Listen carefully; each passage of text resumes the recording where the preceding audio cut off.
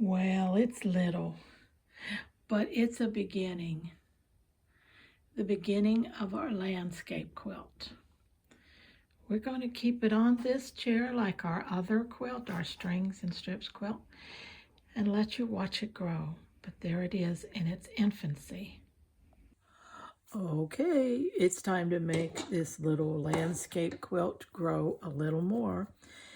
We have these two done, and I'm just going to stitch this right here, and then we're going to start block 1 and 2 of the second row. So, and we're going to be working out of my little tub here for right now. I do add stuff to it and take stuff out as I go along so that, you know, I have fresh things to work with. But first of all, let's get this last piece here on our sashing sewn down. What color shall we use? How about this mauve? It looks pretty good.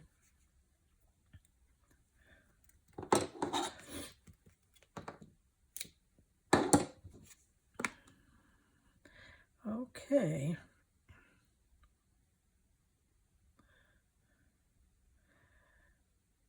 I'm so hoping that I have chosen 3 patterns for this wild and free quilting series for this next year, that everyone will be able to find one quilt that at least that they would like to try to make.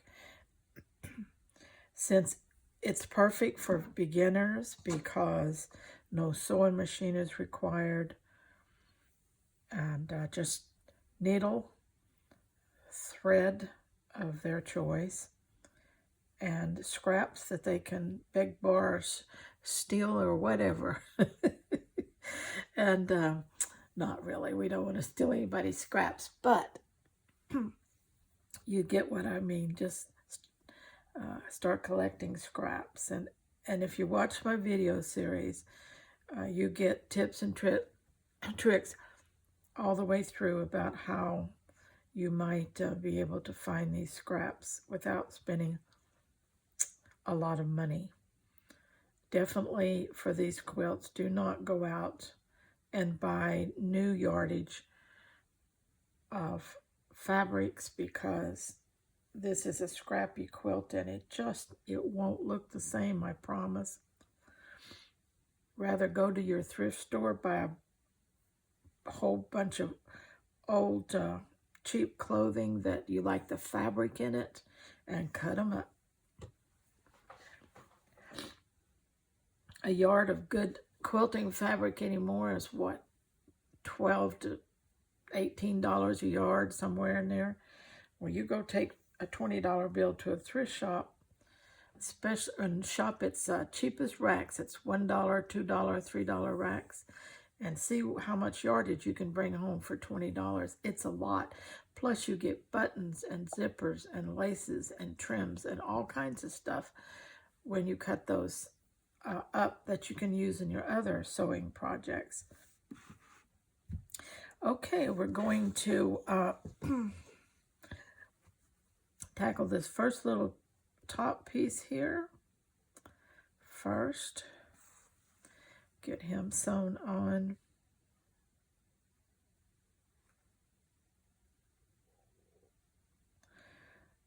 And I do want to emphasize that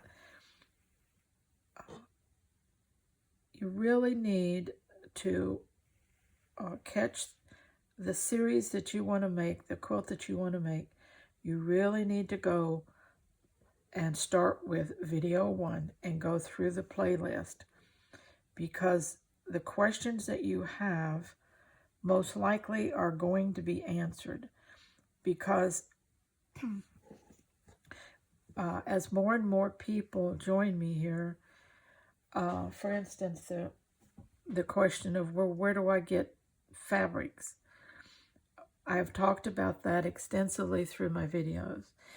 So as more and more people join me and more people ask that question when it's answered already, you can see that I can't take the time to start from the beginning, answer all the questions every time in every video. So I just really encourage you, please, to go back and start the series at video 1 and go through it and progress with your project along with the playlist. I try to cover everything in the sequence that it comes up for me, and I'm thinking that that's the most logical way, because as I'm doing it and the things come up for me, then I know they've got to come up for you too. I also, if you look on my channel, down in the popular videos, there's a video about how to go thrift shopping for slow stitching fabrics. And that's pretty helpful too. So anyway, if I don't answer your questions, to everybody's question, it's because it's already been answered, and you just need to watch the videos on the project.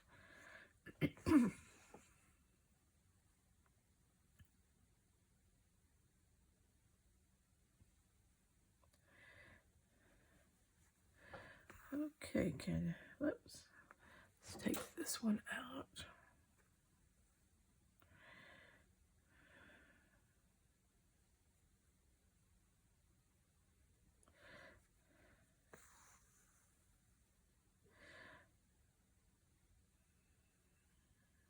On these quilt project videos, they're pretty long. So, and like I said, I can't always chat all the way through. I run out of things to say, for one thing. And the other is sometimes my voice just won't hold out.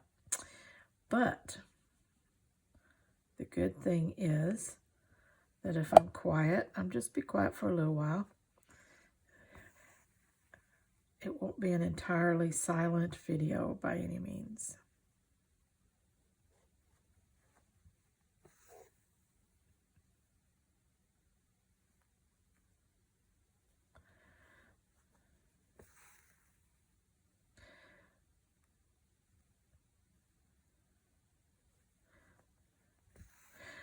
Again, I want to emphasize that this is a scrappy quilt. No perfection is required. Okay. We do want to pay attention to some of the details so that our quilt will come out right. But if it's a little whoopie-doodled, if your stitches aren't the same size, if you got ravel the edges, which I hope you do, because that's part of the charm of these quilts, that's all part of the process. You don't have to sweat any of that. Whoops. I got a saved needle on the backside. Dummy, Linda. I swear, sometimes I can do the craziest thing. I could have started with that one instead of threading up another one. Oh well, I'll use it when this one runs out.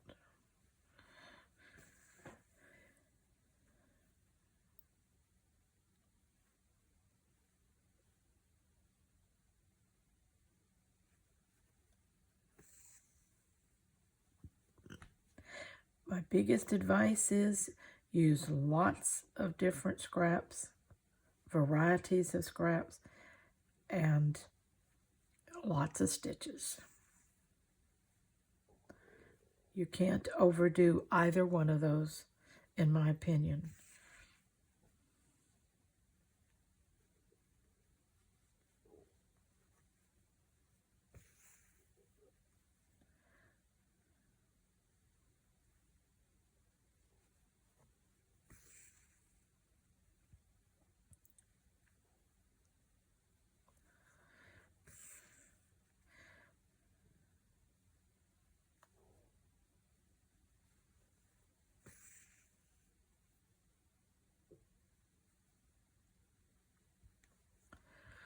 So what's for lunch today? Let's see. I have some leftover chicken and dressing that I froze after I made a great big old pan, and I had enough to freeze a second pan. So I've got that in the oven right now, and I'm going so that it can thaw out slowly, and then I can bake it off. And let's see. I believe I just have a garden salad with that. And one of my husband's favorite things, sliced fresh strawberries and bananas and the little sweet cream over the top.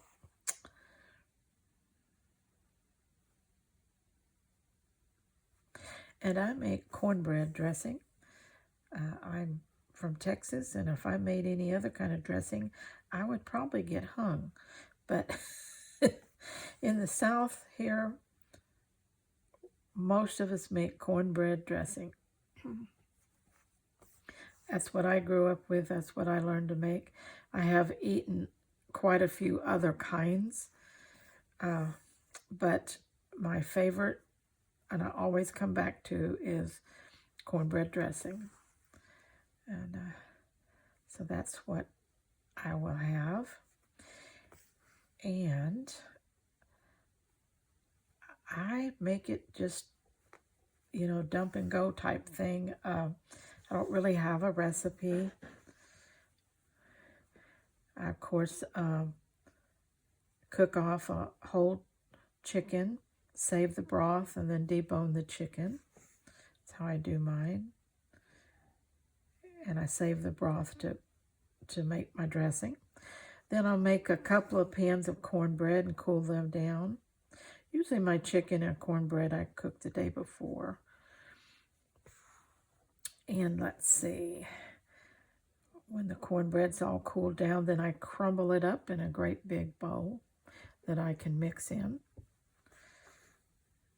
Then I take a whole large bell pepper, 3 bunches of green onions, a stalk thing of celery. I chop that up small. I saute that in a skillet in a whole stick of butter.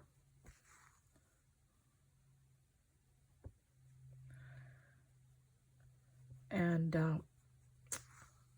I season that really good, salt, pepper, and poultry seasoning, which has sage in it, which I like. And I get that very seasoned because the cornbread's going to be bland. And I also add more seasoning once I get everything mixed up to taste. But I can't tell you how much of anything.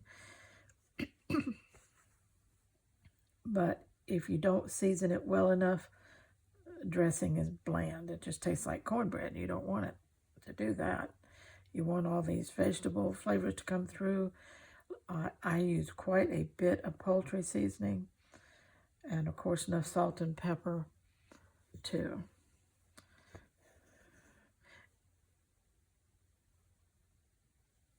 And then I take all those veggies that I've sauteed, I pour them over the cornbread. I dump in all my deboned chicken, and I start pouring broth over that and start stirring until it gets the right consistency. I want it to be moist, pretty moist, because I'm going to bake it for about an hour. Really blend all those flavors together. And it's got to be moist to bake that long. You don't want it soupy, but you want it really, really moist. If you get it a little too moist, you can always bake it a little longer. It's better to get it too moist, in my opinion, than too dry. Okay. My dressing, when it's completed, it's still very moist. It has the fat content where you boil the chicken. It has a whole stick of melted butter. And I make it really moist when I mix it all together. So when I bake it down, it's a nice consistency for dressing. But it stays moist, not dry. That's just basic.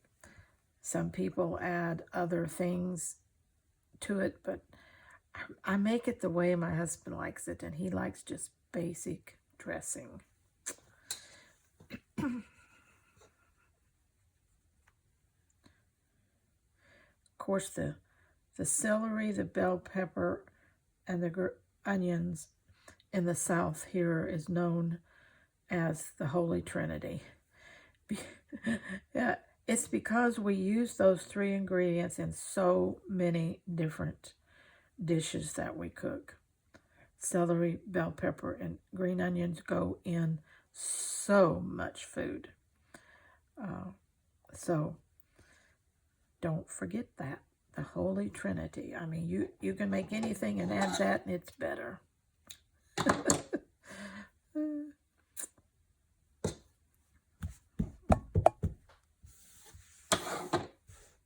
Okay, let's go grab that needle on the back. We don't have a lot. We just have this little bit right here. Where is it? Let's see if we can. Oh, we got to bring it all the way down to about there. So let's run it through the batting. So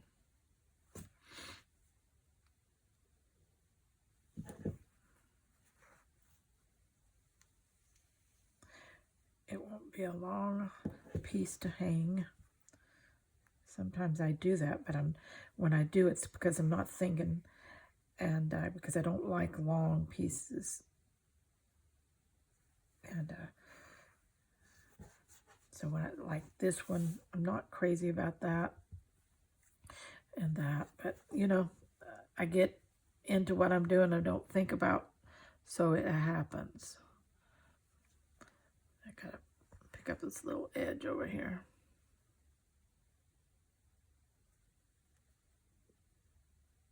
I think I'll just do it.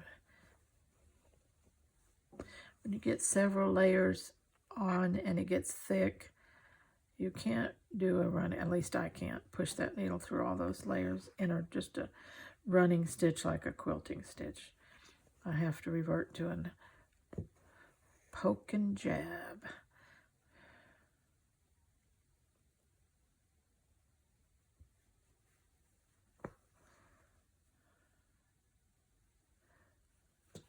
Okay. Does it matter which way we run your stitches? No, it really doesn't. If it works for what you're working on, which way you want to turn it's fine. Like there, if I went that way and I want to go this way and I want to go back, then I want to go that way, it doesn't matter. It's all stitching in a scrappy way, in a wild and free way. It all works. The stitching is utilitarian. It's holding pieces together. Now, there's no law that says it has to go any direction. Remember, we got no quilt piece around here. You can aim your stitches any way you want. Just make sure that they're tight and secured, and that you've done it enough and well enough that everything is securely sewn. You want this quilt to last.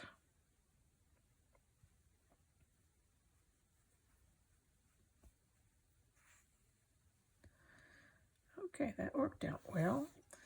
Got all that sewn down.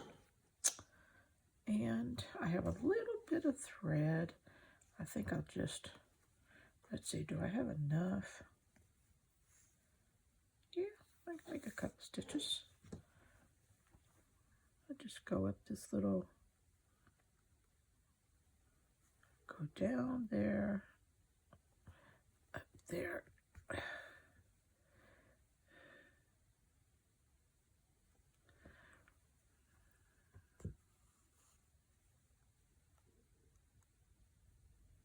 Doesn't need it. I'm just doing it because I have some thread. Because I want to. You can see why I probably get thrown out of any quilting club or guilds or something. See, they wouldn't want me around. And I know there's people out there that don't like what I'm doing because I get consistent dislikes on my videos. I'm thinking, okay, if you dislike it so much, just don't watch it.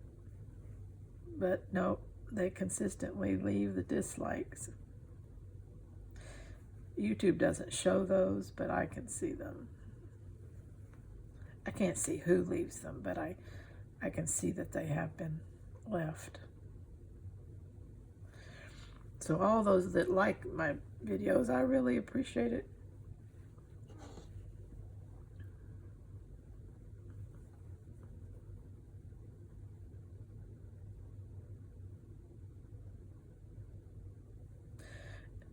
If you know any beginners that want to try something like this, this is the type project for them, these scrappy quilts.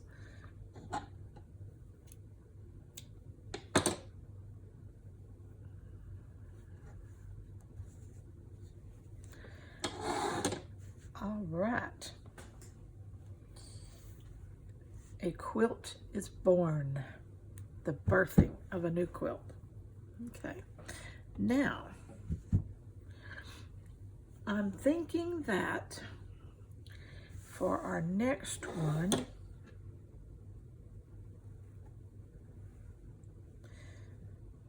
that looked really big next to that, but I got to forget that part of it's under the sashing. Okay. I'm thinking that I want to use this fabric for the sky. And so I think I'm going to use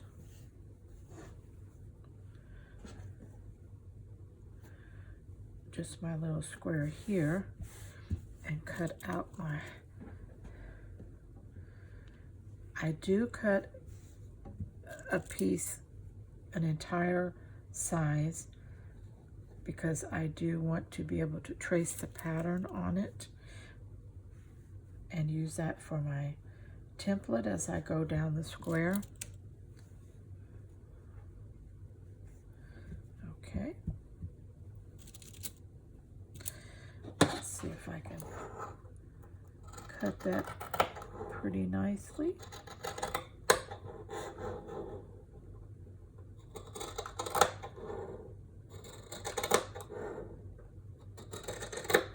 Don't you like that sound?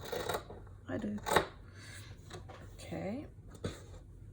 I've got enough of it to do 6 squares across, and that's what I need.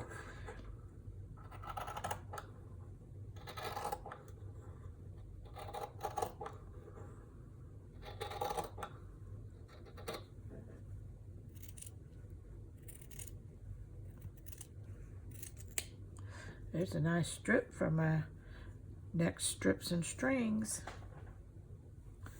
And here's going to be another one.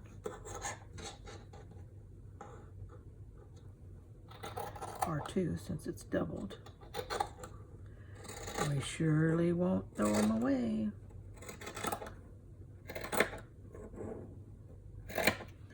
Perfect little things. And 2 more.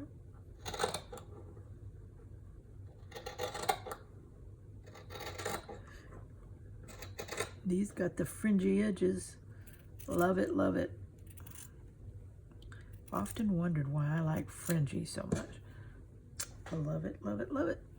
Okay. Put it up in our tub with the smaller ones. There we go. Okay, that's 2 of our squares. Now I gotta see if I can see my pattern through this in order to trace it. I need pattern number 1 right here. Yes, I can. I can see those. You know what I'm doing? I'm going to go over that another time and make those lines even darker, bolder.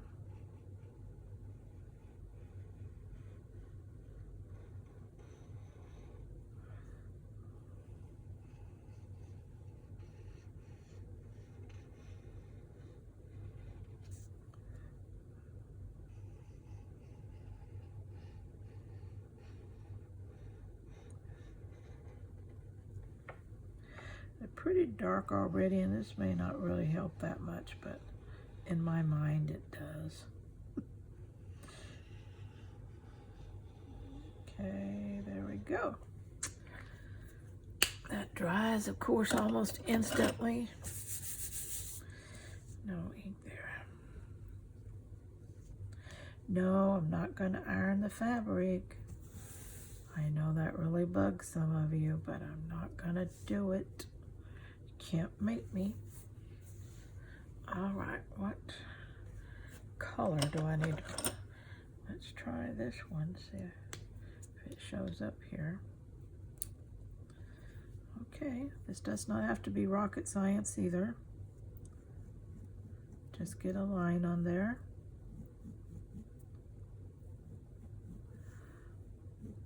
That we can follow.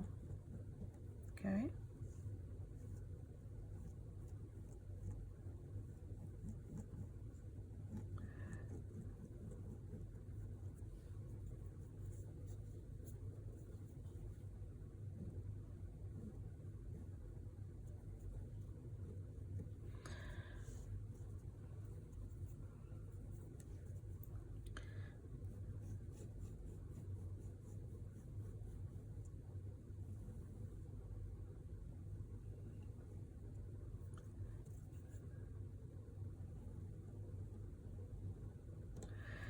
All right.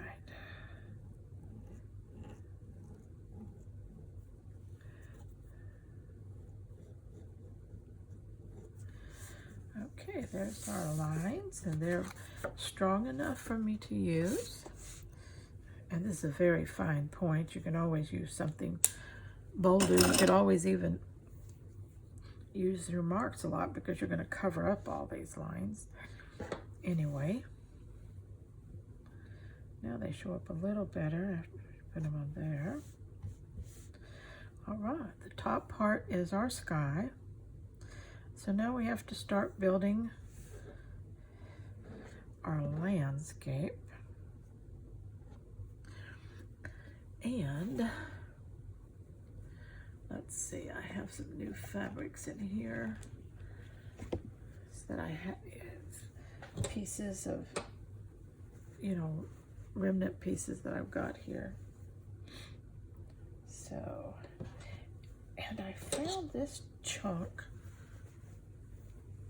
I had it forever, but I thought, wow, that's got some great stuff on it. For instance, right through here, that'd make a great line for mountains. And it's even got mountains in it. Look at that line back there. You know what? I think I'm going to use that. Let me grab that and see what I can do with that. If I can make it work. I need 6 inches across.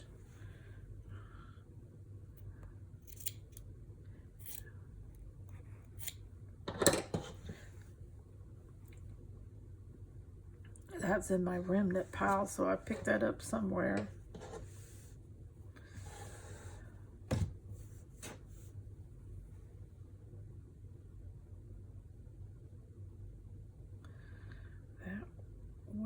work. That way,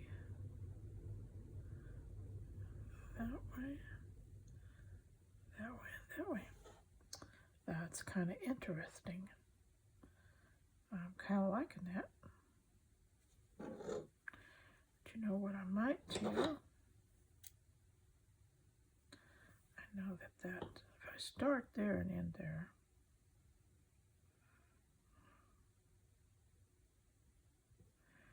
but I really need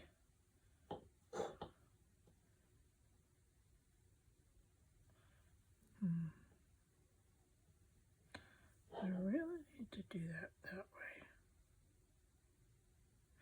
I think that's what I'll do. Okay. I'm just thinking to myself here. Do you do that? Think to yourself. Okay, we're going to leave the raw edges alone. And we're going to start covering that line there.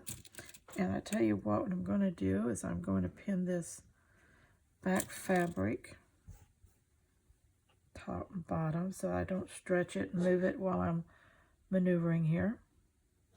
So I'm going to pin just under that line. And I'm going to push and pull fabric.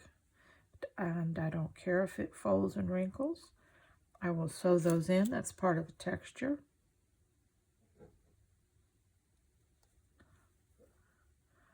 Okay.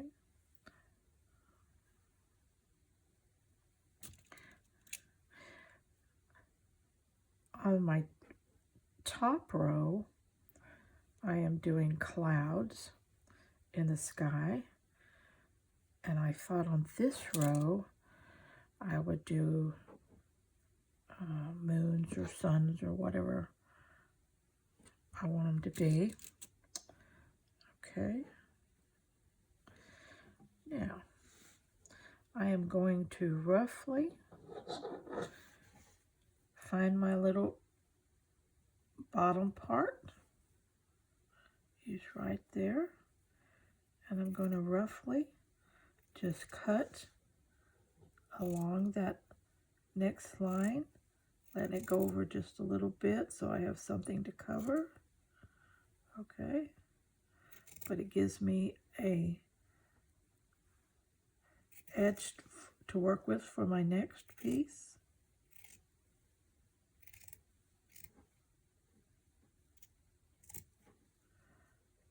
All right.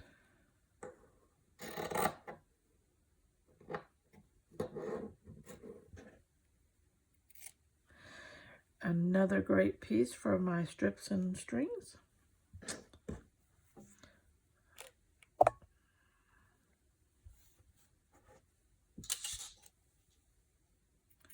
Confetti jar.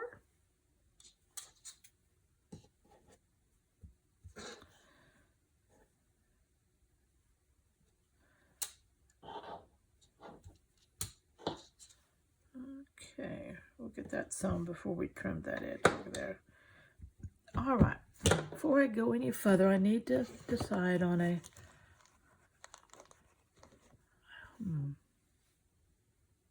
I had this little circle already. It's a little quilted piece. But I thought, I bet that would look pretty. But I would have to either put it up in or tuck it under something and sew it in. Might look better tucked under that.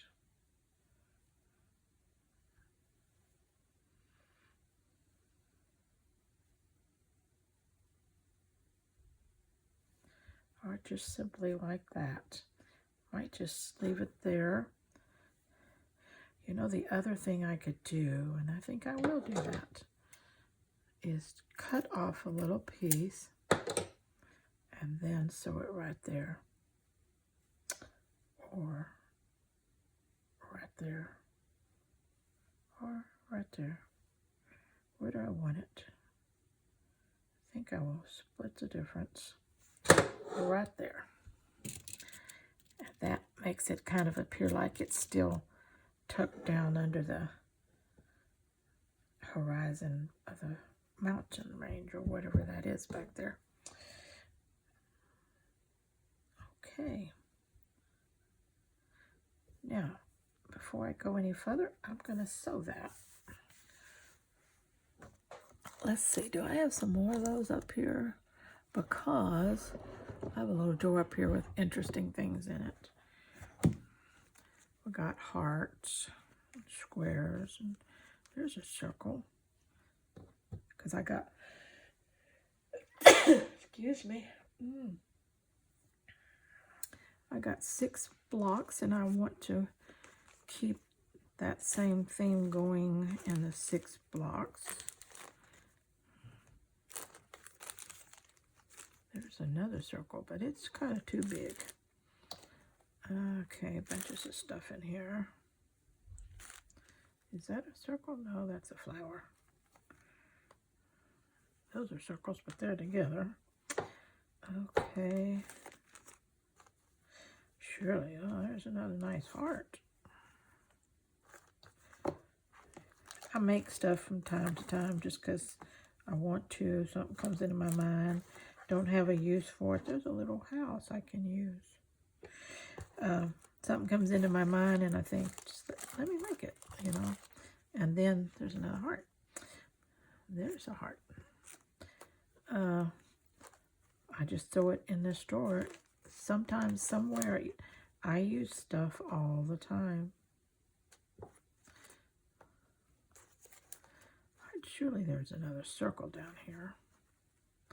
No, but there's another house. He looks a little big, but I might could trim him down. He's already made. Okay. Well, I guess I used all the circles. I don't see any, do you? Hope I didn't pass any up. There's a circle. That might be interesting. Let's try it. Oh, that one's way too big. Can't trim him down very well. But a lamp. Ever wanted a lamp? I got a lamp. Okay, more hearts. No more circles. Let's put it all back in. And I have another drawer I can look through that I might have circles in, because I have stuff in here too. Oh, that's a nice circle. I could cut it down. Okay, let's get that one. Since they're already made, that sure makes my job easier. There's a big old flower. Okay, what else I got? There's another circle. I'll just cut it down. Any more circles? Yes, there's another one. Yay, I'm finding lots of circles.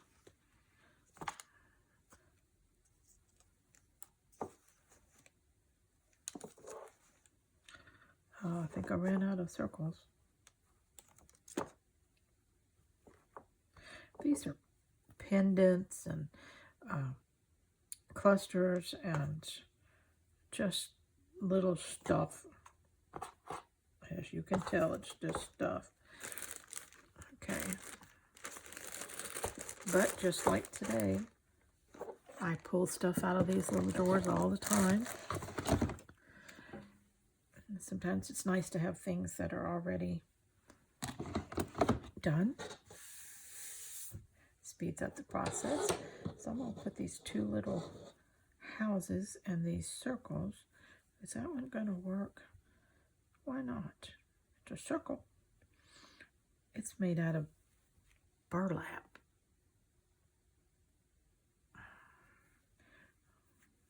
And 2 little houses. Okay, let me tuck them away somewhere so I won't destroy them. Okay. Meanwhile, back to what we were doing. Quit getting distracted, Linda. Okay. Now I need a thread. What kind of thread do I want to use? That's too green.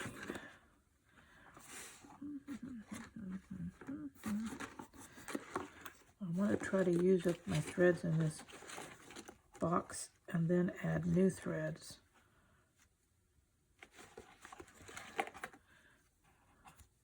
That's great. Isn't that wonderful? Good match.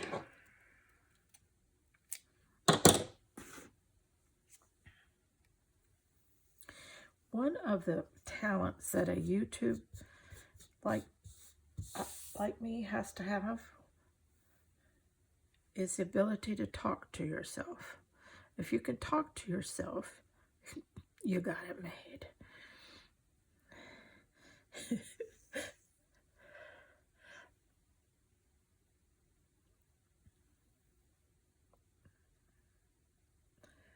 Here we got back to our thread separating ritual. Got it.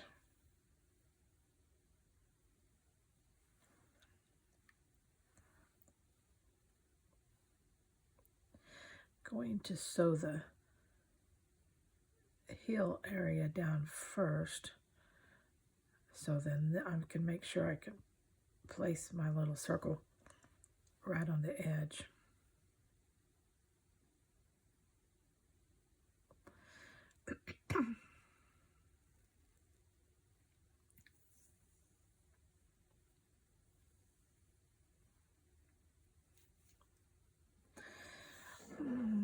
This one I'm going to do in a small overcast.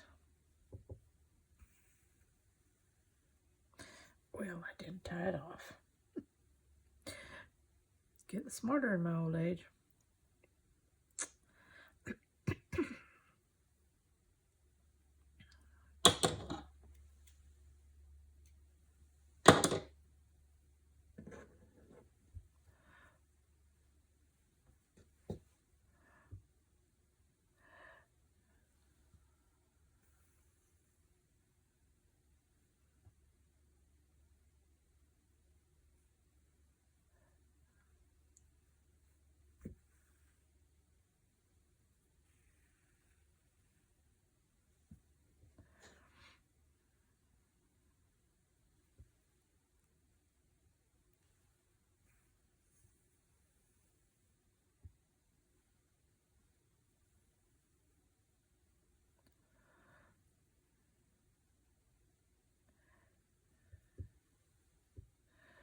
I really love this background fabric. I wish I had some more of it, but it's just a scrap remnant.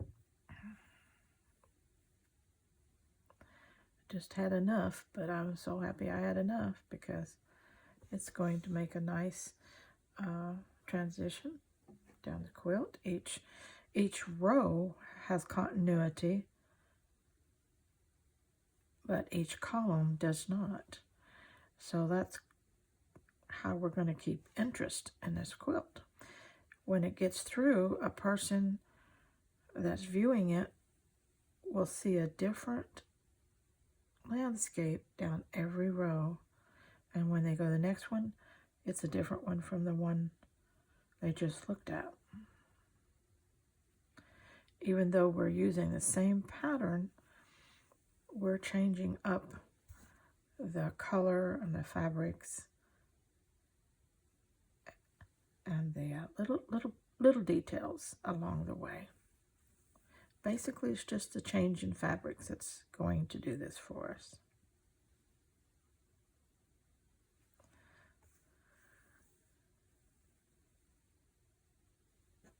So when you start a row, you want to make sure that you have a few fabrics that you can use down the row to keep the continuity going.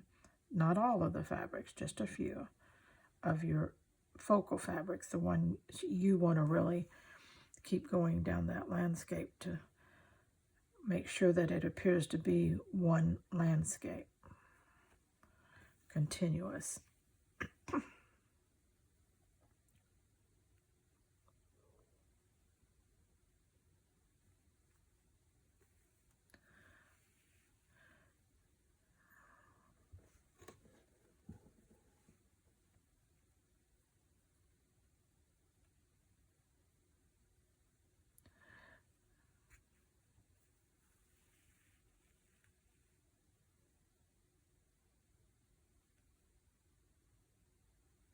I wonder what it is that fascinates us so much about watching other people create.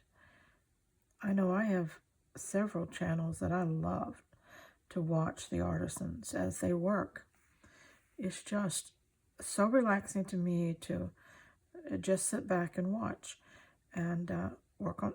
Most of the time, I'm working on something of my own, and I just love to see them do what they do, even though what they're doing sometimes is the most basic thing in the world.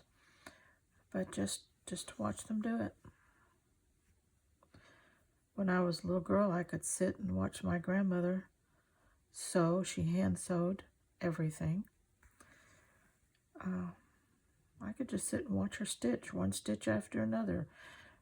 Very repetitive, but I never got tired of watching her do it.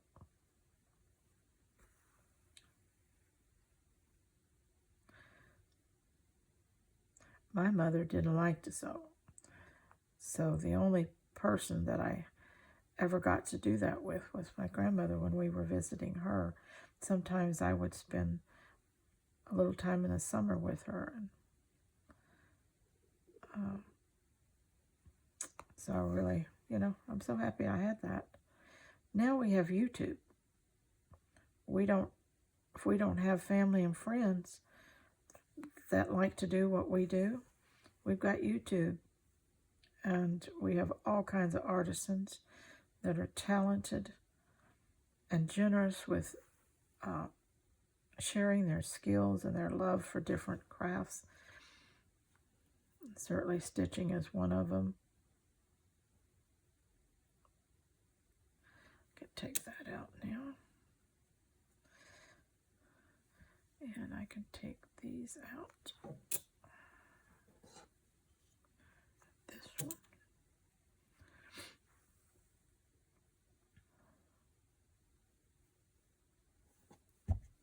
And aren't you happy that so many are that way? You have such a variety of crafts and artisans to watch because they love doing what they do. And you have to love doing what you do. Now, some people start a YouTube channel to make money and they choose a niche or topic that is just for that purpose, not necessarily a passion for them, but they're, doing it for business. Now, all of us, my channel has reached a point where it is monetized. And you know what? Oh boy, I'm making, let's see, right now I'm probably making about $2 a day. But you know what? That buys thread and that buys needles. And so, but it's not the reason I started my channel. I started my channel because I love what I do. I have a passion for it and I wanted to share it. But as I was working along and I had more people who showed an interest, and I knew that I wanted to keep going for them. I wanted to keep creating so they would have new and fresh inspiration. Then I knew that monetization was going to be important for me to be able to do that. And so, but am I looking to make a living out of it? No. I don't ever expect to be that popular. But whatever little bit that YouTube wants to pay me helps me. And I'm going to take it, So I ordered some embroidery floss the other day from what I made that month on YouTube. That was nice. My projects pay for themselves that way. Although I'm using all kinds of scraps, sometimes I do have to find those at thrift shops and things and pay a little for that. My needles, I believe it or not, I use a lot of needles because I put a lot of pressure on them. Over time, I bend them, and sometimes I even break them. Uh, all kinds of threads. I use tons of embroidery is one of my favorites because it's just an easy thread to work with. It's strong enough. It slides through the fabrics easily for me, so I really enjoy that. While I'm here, I'm going to take a second row, just a little under that first one, and I'm just going to do a little running stitch. Again, fairly small because I want this stitching to just kind of work with the landscape here.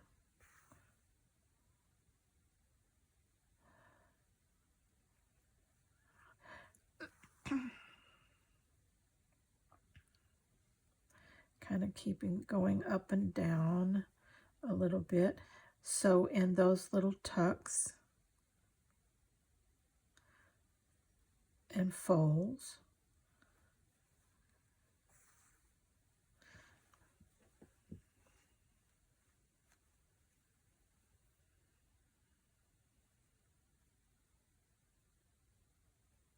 this thread I happen to have was just a perfect match.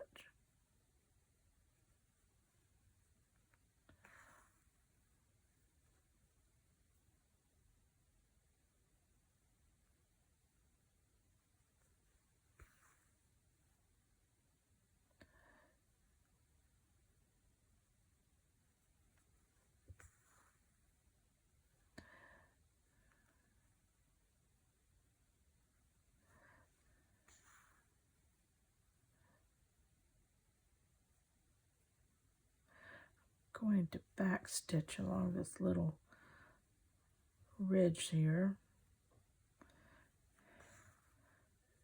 Give it a little bit more definition. And often when I back stitch, I don't go all the way back. I go right just a little ways from it to where it ends up looking more like a running stitch.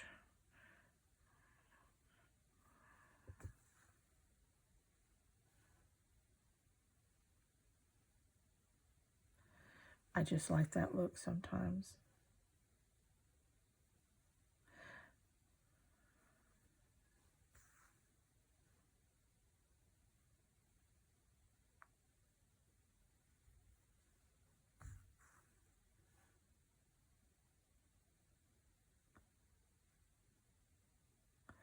I'm going to go up close to the stitching that I did here on this part. Just building a ridge type look. When you're stitching, it's on a landscape. We're not doing complicated stuff here. You know, you can really, blow it away with stitching when you're doing a landscape. We're not doing that, but we do want to be a little creative and try to think about what we're doing and kind of learn to use our stitches as we go.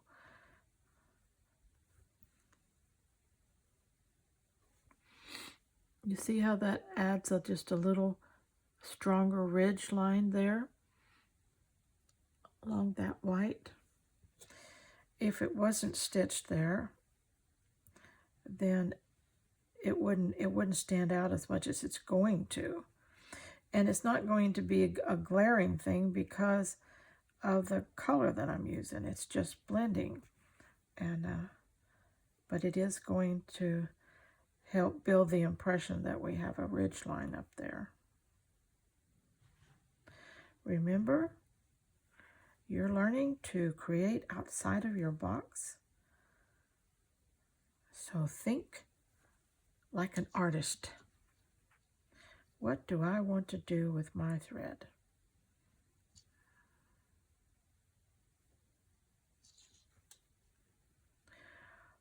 Okay, here.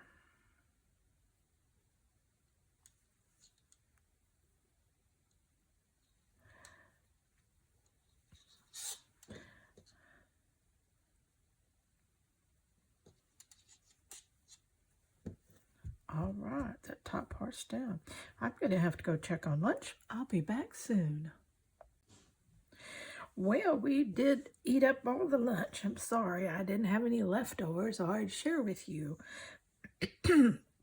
Meanwhile, back here I have sewn the little, we're going to call it a moon because the stars are out on this background. So I'm thinking I'm going to carry a moon theme through this one. And as you can see, I finished the blue line, and now the same mauve color that I did the moon in, I'm going to come back and do an underline there and just again emphasize that line on that hill line at the top up there. Excuse me.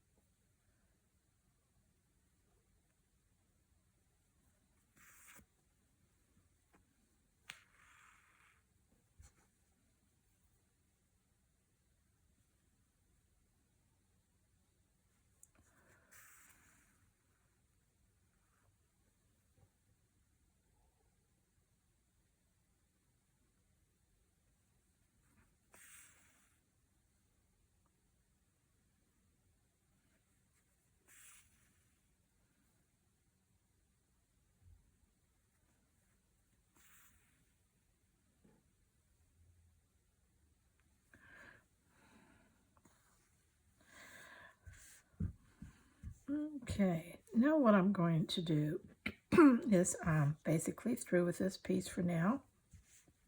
I'm thinking, before I say that, let me think. I want to add a little something to the top of this. I wonder what, let me see if this will work.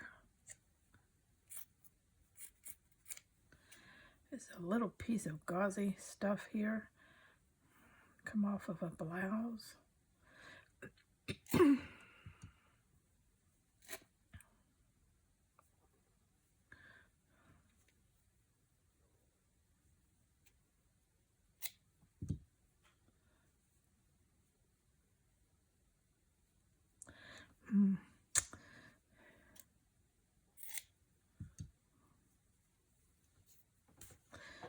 Okay, I just want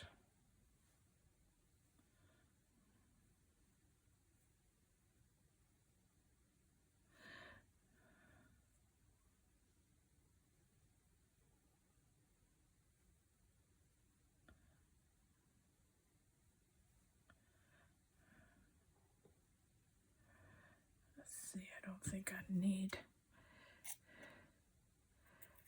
this extra stuff.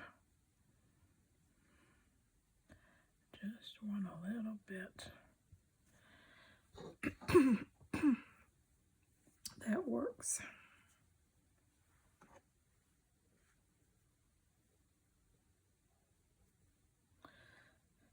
We're going to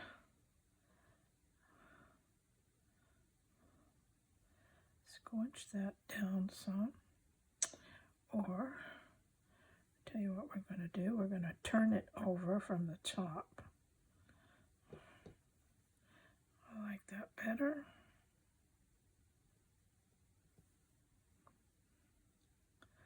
Just shape it in there a little bit. I always like to cap off some of these heels with a little something different. If you remember, I did that here with a little piece of scarf that went all the way over here, long piece, and it just adds a more realistic touch to that heel line there.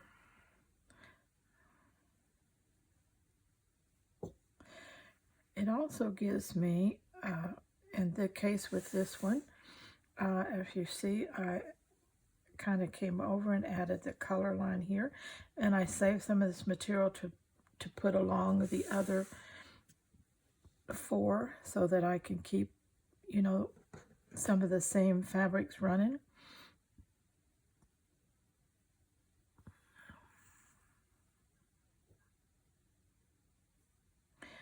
This is a very gauzy little fabric. It's not a scarf fabric, it's a blouse, but very gauzy blouse.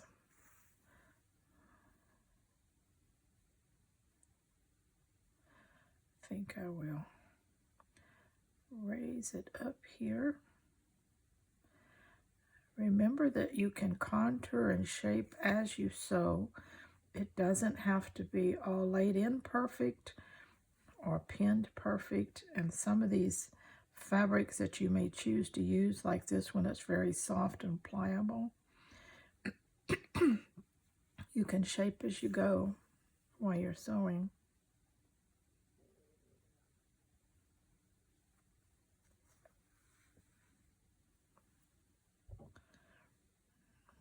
I'm liking that. I'm thinking that's a good shape there.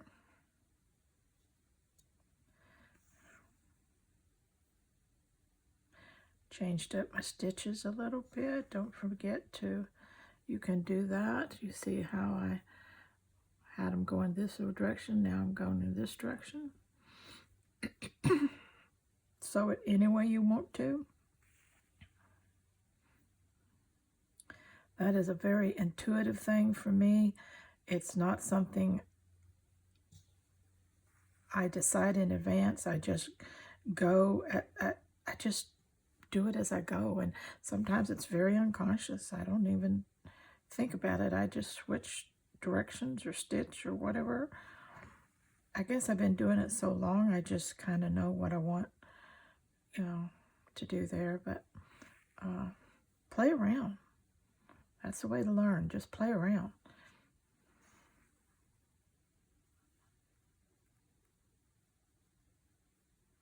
Have fun. No rules. A few guidelines, but no hard and fast rules. Isn't that interesting? Now see how that jagged stuff comes down in there? Perfect. We're going to keep it.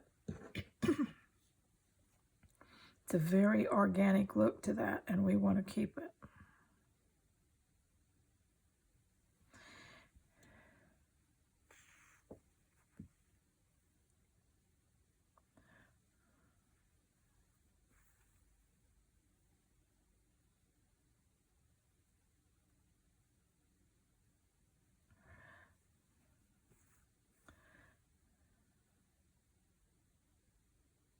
It's got very fringy edges, so however you need to sew it to secure it, you don't want it pulling out or fringing away on you.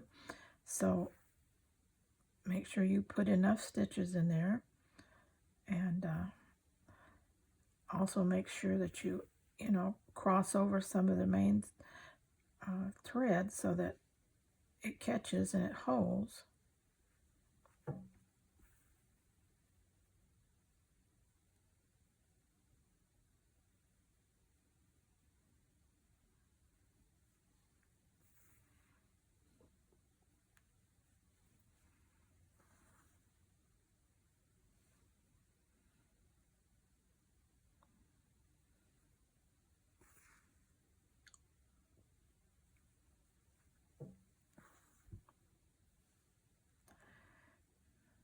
If you want to emphasize a little bit of color change using your thread, just make your thread thicker in a particular area, and you get a bit of color play in there.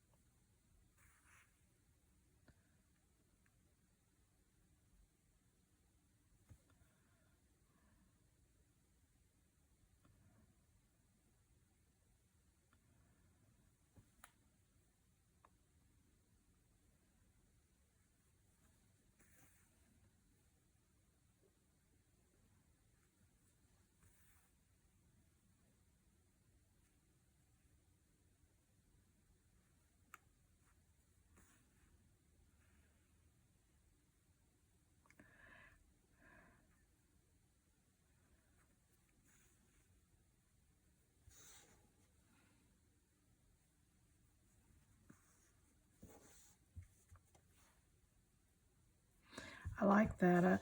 I like that it's solid up in here, but it allows the blue to come through here, because when we folded it over, of course, we doubled it, so we blocked things coming through. But that just is such an organic look, and just very natural looking the way that goes.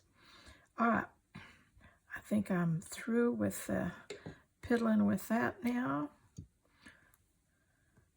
And so now what I'm going to do is baste in that line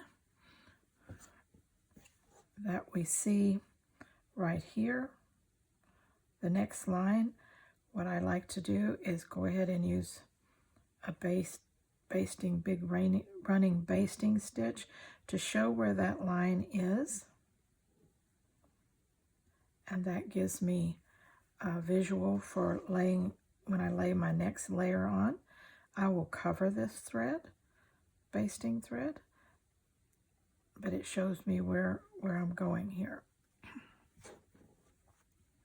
because I can't see under this fabric I've laid down, and I don't want to cut it too short, so I'm just going to baste in that line.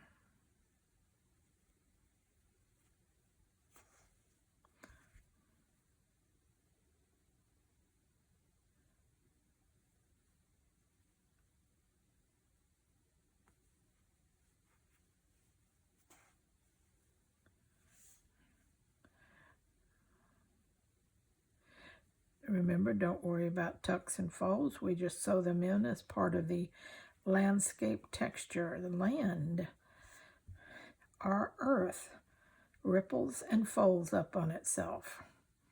So all that looks very organic and natural when you sew it in. Don't have to worry about it. Isn't this fun? Don't you just love it? No stress in this.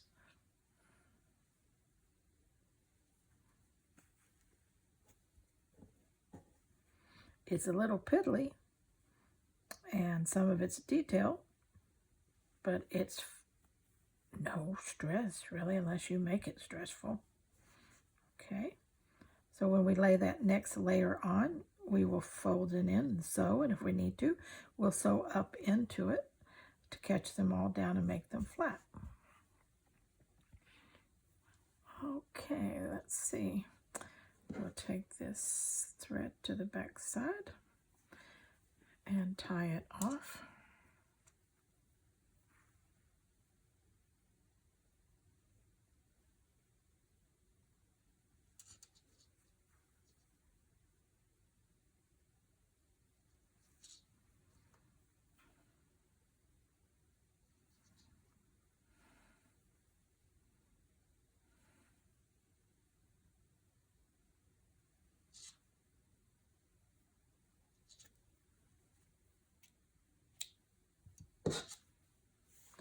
And we have the beginning of our next row here. And I'm liking that. Isn't that pretty? I like it. Okay, I'm going to hold this right here, and I'll see you in a little while.